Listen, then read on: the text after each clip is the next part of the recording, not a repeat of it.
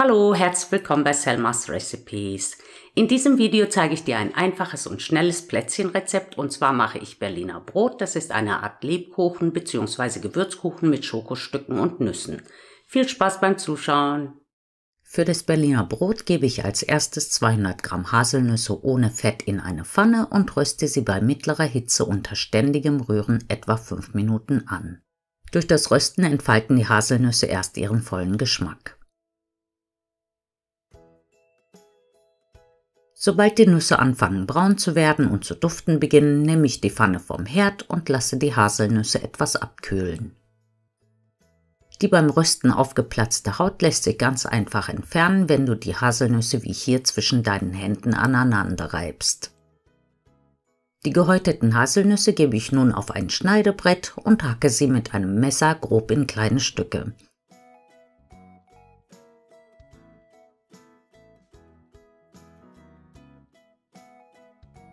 Die gehackten Haselnüsse stelle ich kurz zur Seite und hacke noch 100 Gramm dunkle Schokolade. Ich habe hier eine Schokolade mit Nussstücken genommen, du kannst natürlich eine nehmen, die dir am besten schmeckt.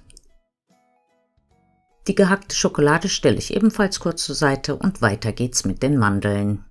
Ich habe hier 100 Gramm ganze Mandeln und hacke die nun mit dem Universalzerkleinerer fein.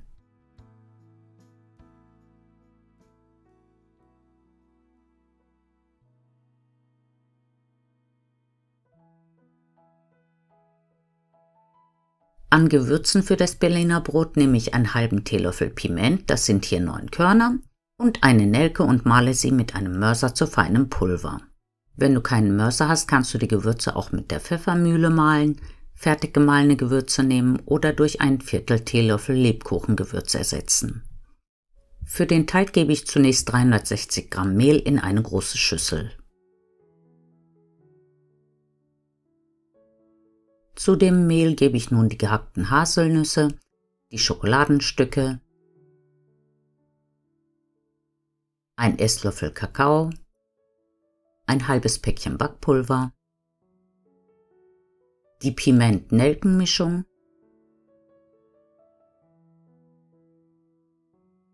die gemahlenen Mandeln und einen Teelöffel Zimt. Die Zutaten mische ich gründlich durch und bereite nun endlich den Teig zu. Hierfür gebe ich zuerst 3 Eier in die Rührschüssel meiner Küchenmaschine.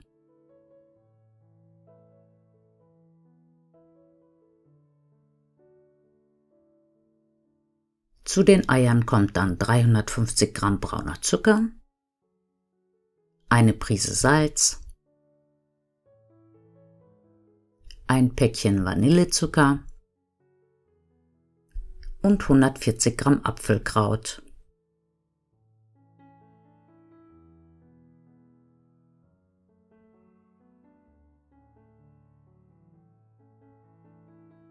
Die Zutaten schlage ich auf höchster Stufe 1 bis 2 Minuten schaumig auf.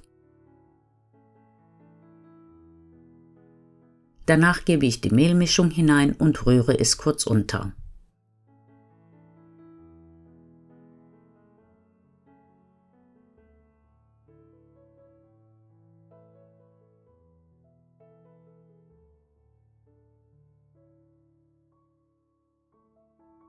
Den Backofen heize ich dann auf 200 Grad Ober- und Unterhitze vor.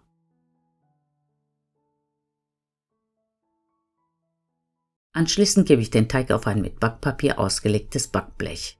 Dieses Backblech ist ca. 38 x 26 cm groß. Du kannst aber auch eine Auflaufform benutzen oder ein größeres Backblech mit einem Backrahmen begrenzen.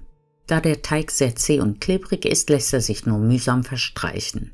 Deshalb decke ich ihn mit Frischhaltefolie ab, so lässt er sich viel einfacher auf dem Blech verteilen.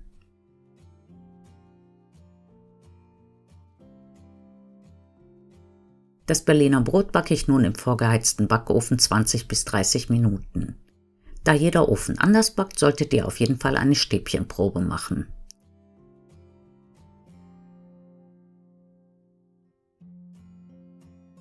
Nach dem Backen lasse ich das Gebäck auf dem Backblech etwas abkühlen. Wenn das Backblech nicht mehr heiß ist, löse ich den Rand des Gebäcks vom Backblech und hebe es vorsichtig mit Hilfe des Backpapiers auf die Arbeitsfläche.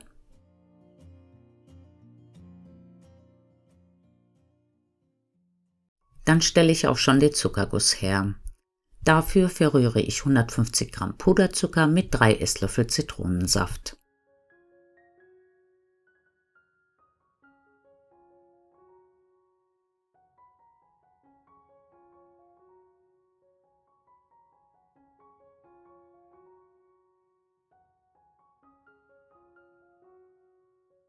Die Glasur verstreiche ich mit einem Pinsel großzügig auf dem noch warmen Gebäck und bestreue es mit 1 bis 2 Esslöffel gehackten Pistazien.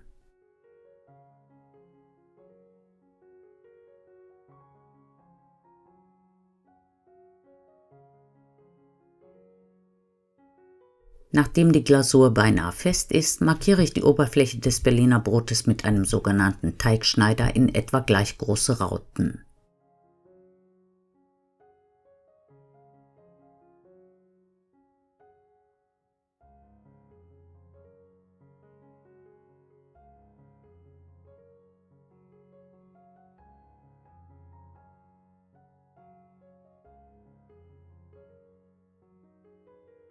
Dann schneide ich das Gebäck mit einem gezackten Messer entlang der markierten Linien in Stücke.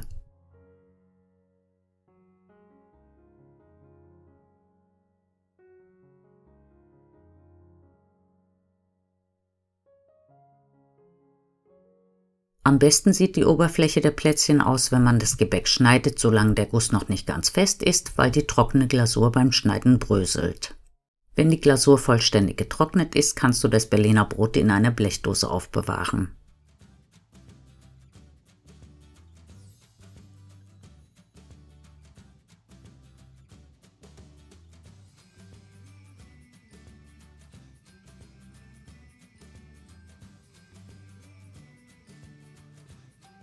Es ist mehrere Wochen haltbar und eignet sich auch gut zum Verschicken.